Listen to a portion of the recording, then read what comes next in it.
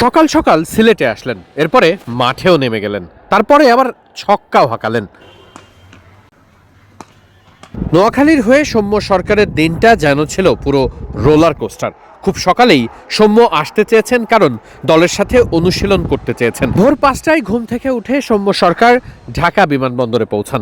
যদিও সেখানে বিমানের দেরির কারণে সৌম্য সরকারকে বসে থাকতে হয় ঘন্টার পর ঘন্টা। যখন সৌম্য সরকার সিলেটে এসে পৌঁছান তখন বাজে প্রায় 11টার মতো। সকাল 8টায় পৌঁছে তিনি আরামেই বিশ্রাম নিয়ে তারপরে যোগ দিতে পারতেন অনুশীলনে, কিন্তু সেটি হয়নি। তাই সরাসরি বিমানবন্দর থেকে মাঠে যেতে হয়েছে। কেমন লাগতেছে, কতটা এক্সাইটেড? সৌম্য সরকারকে বারবার প্রশ্ন করা হয়েছে, কিন্তু কোনোভাবেই তিনি উত্তর দেননি। তার এখন একটাই নেশা ছিল, তিনি নোয়াখালী এক্সপ্রেস দলের হয়ে আগে মাঠে নামতে চান।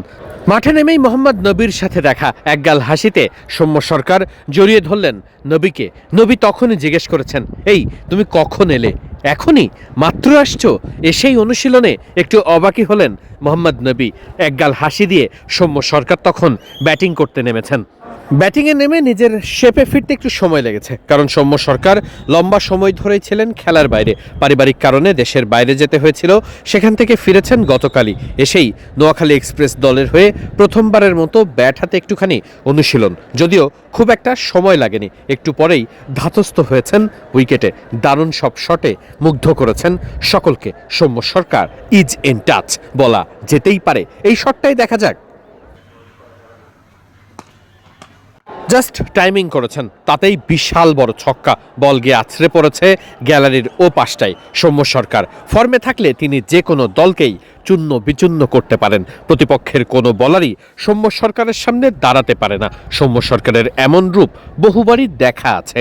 নোয়াখালী এক্সপ্রেস নিশ্চয়ই চাইবেন নোয়াখালী এক্সপ্রেসের এই সময়টাতে সৌম্যের তেমন রূপে দেখতে। প্রথম 3 ম্যাচই হেরেছে নোয়াখালী এক্সপ্রেস।